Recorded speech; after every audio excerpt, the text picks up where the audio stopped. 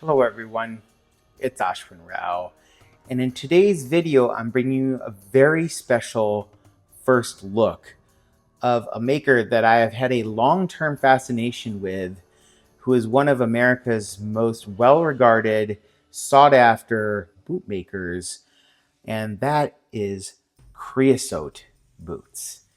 Kreosote is the brainchild and the brand of J.D. Gabbard, who has been making boots initially under the name MYG Handmade and then Kreosote, taking his brand and pivoting it more towards an American folklore, heritage, and aesthetic. And he has a number of reasons as to why he's done that.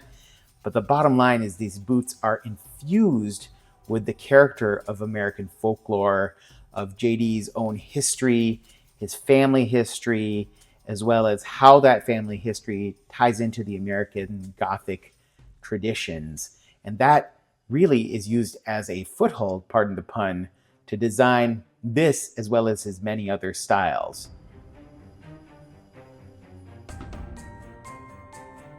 This is his nINE boot.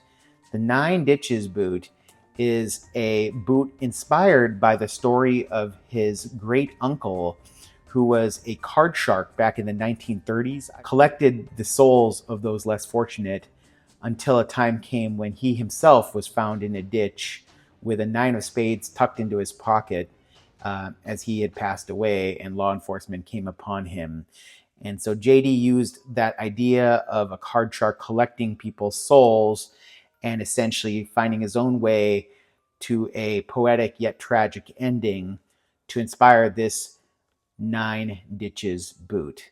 And this is also called the One Undertaker model. I just love the aesthetic and the thought and the mythology built into this handmade pair of boots that J.D. Gabbard and Kreosote has come to embody. The lower height to these boots, akin to what you might have discovered on a person's footwear in the 18 and 1900s, and just a very aggressive yet classic, almost Gothic silhouette with a unique leather that's not commonly been used in footwear of this era, that he chose to represent the aesthetic of the era which he alludes to often in his footwear.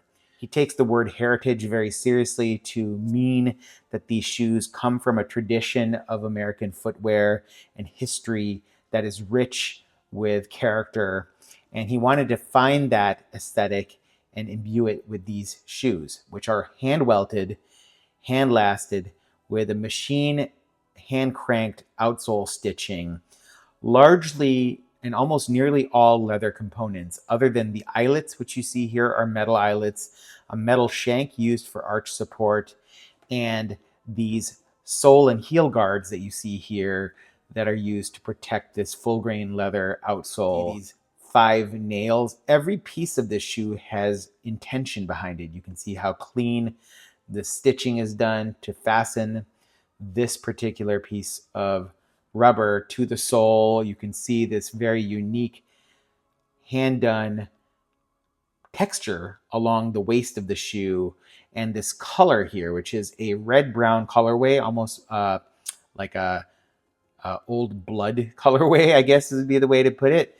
One thing I love about this, and you don't even know this from looking at the boot, is that there's been a lot of effort done to create this leather the way that he's using this leather. So let me talk a little bit more about that. JD uses all American sourced materials, and this is a Wickett and Craig veg tan harness leather that's drum dyed in a natural or a russet colorway originally. So this is actually a kind of almost a natural colorway when he first received it. That is now red, and you can see that this leather color has struck all the way through the leather. So this now is infused with this red dye.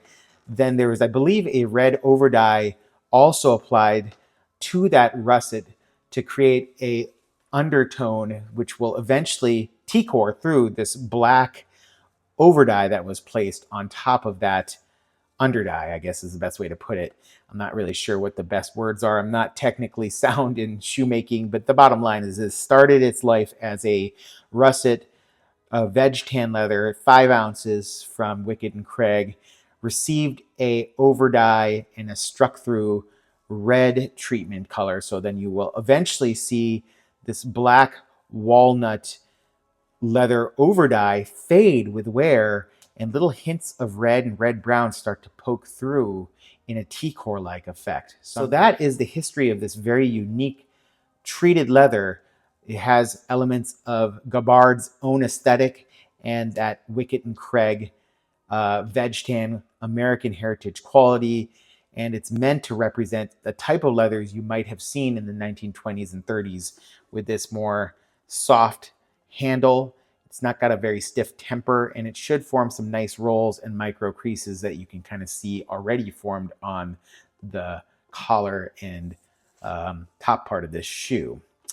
Other important things to notice are obviously this very unique last. I believe this is called the NB last. See that it has a rounded toe profile with quite a bit of height to that toe profile, so it should give your toes plenty of space. It has a slightly higher instep, and then you can see from the side this dramatic turn here from the top of the vamp to the sides of this shoe, which I thought was one of the most unique last shapes that I've ever seen. I just find it to be really beautiful and almost have this gothic again aesthetic and vibe to it, as if this were transported from the 1920s or 30s to present day, using all of the aesthetic thought and knowledge from that era transported forward by Gabbard to create this particular style. This is a boot that I was able to skip the line, which is now 4 years to own a pair of Kreosote. It takes 4 years from order, you have to pay full price, to receiving the boots. The previous owner found that this particular shape to his shoe was crowding his toes. The fact that this shoe has an open channel lacing system will allow me to adjust that instep fit to my liking. I just want to make sure that I don't pull the two sides of the facing too close together as I'm wearing these. Let's talk about a few other really unique and cool design cues. While these are done machine stitched, they are done with extreme precision, all by JD himself. You can see that this last and side panel pattern here is quite unique. It has this more elongated, straightened side to the side paneling quarters here, versus most shoes you'll see a more dramatic curve.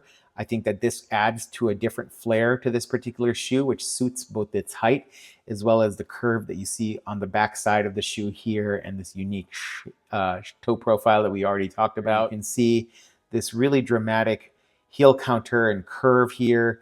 The heel counter has almost this ridge built into it. I think that there's probably some leather or a piece of leather underneath this heel counter to help stiffen this particular piece of leather along the back of that, as well as the heel stiffeners, which are 3 ounce veg tan leather. Similarly, in the front, there's a toe stiffener that's a 3 ounce veg tan leather. So 5 ounce Wickett and Craig leather for the upper with 3 ounce stiffeners both on the heel and the toe, and then maybe this additional stiffener along this back heel leather piece right here. See a raw edge, no turned edge here, and you see this nice stitching along the edge of the facing into the side paneling here. The skiving is done very, very elegantly and nicely to create a nice clean look along the edges of the shoe. And we haven't talked yet about the edge dressing. Even the edge dressing bears some attention and discussion.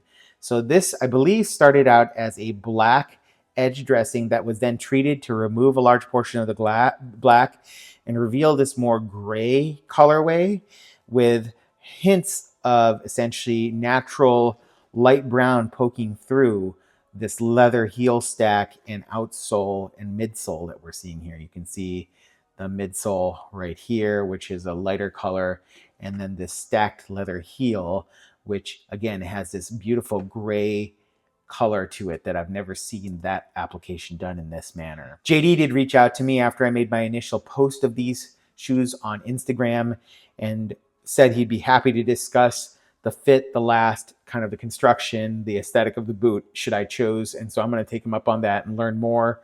There's also some fantastic videos, as I mentioned, from both Carl Morawski, more focused on the boots themselves, as well as JD himself, from some individuals out there who took the time to spend at his studio. He's now doing all of his constructions out of an Airstream. I believe he had a brick and mortar facility. He's gone to an even more rural setting. Now, Kreosote only makes 35 boots a year. These boots cost about $2,000 now, so they're not cheap. But think about 35 boots a year at $2,000 a piece. It's not like this guy is getting rich off of these boots, but this is a passion of his. He went from being a documentary photographer who traveled the world and did that for a living, and essentially decided to pivot towards bootmaking based on some of his family heritage and inspirations. And he's become one of the most well-regarded true artisans and craftsmen because of his styles, because of his aesthetic, because of his unique shapes, and because of the folklore infusion that goes into this pair of boots that makes it a very unique own, not just from owning a style or a particular model that you want, not just having to wait 4 years to get the boot and to pay quite a bit of money for it, but also the Poe and American folklore infused aesthetic. The fact that this has essentially a struck through blood red colorway that's hiding within the confines of this almost makes it feel like it's a living creature with its own flesh on the inside and then the overdye on the outside. This gentle curve done to the heel block, this might remind you of a Cuban or a woodsman style heel, but there's a less dramatic taper on the sides here, and yet this lovely curve that you see when you see the shoe in profile. So I just find it to be a fascinating study in just design and design execution. I love the heel pad. I'm not sure who the maker is who makes this particular rubber pad. This reminds me of the Vibram heel pads, so maybe it's Vibram back there. Kreosote label right here that you can see right there, as well as the one Undertaker model that you can see right here. The nINE ditches one Undertaker is what all that says.